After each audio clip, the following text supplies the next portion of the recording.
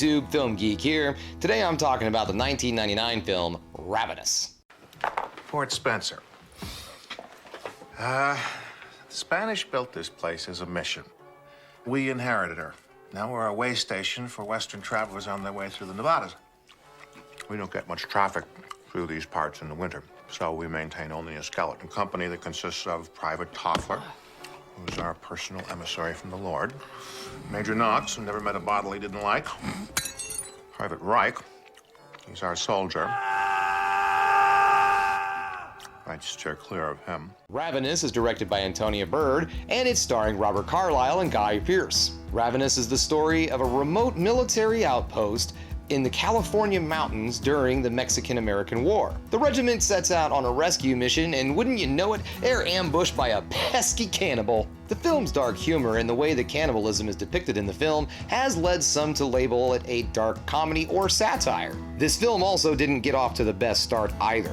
After 3 weeks of filming, the original director actually left the project, but Robert Carlyle suggested his friend Antonia Bird take over directing of the film. Ravenous was released March 19th, 1999, and well, it only grossed a little over $2 million in its full theatrical run on a $12 million budget. Critics really didn't know what to make of this film either, and it's sitting on Rotten Tomatoes at a 49%. So what do I like about this movie? Well, first off, I'd like to say that its $12 million budget did not go to waste. This movie looks amazing. The movie's filmed in the Tatara Mountains, which rides the borderline between Slovakia and Poland.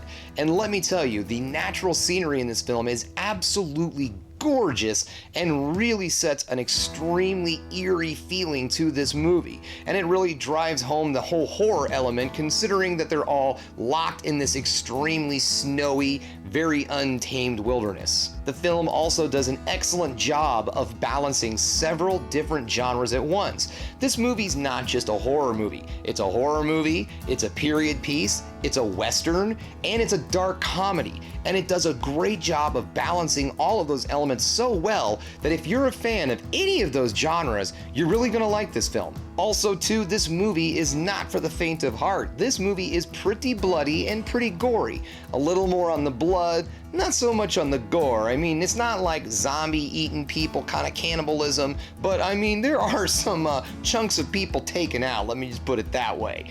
This film is not for the weak at heart, and for all you gore hounds out there, well, it has enough to keep you interested.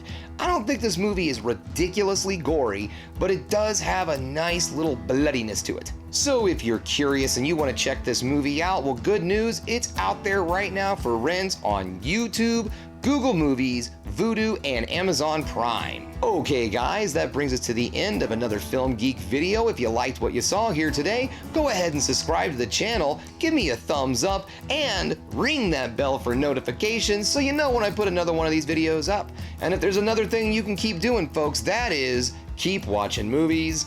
You know I'm gonna.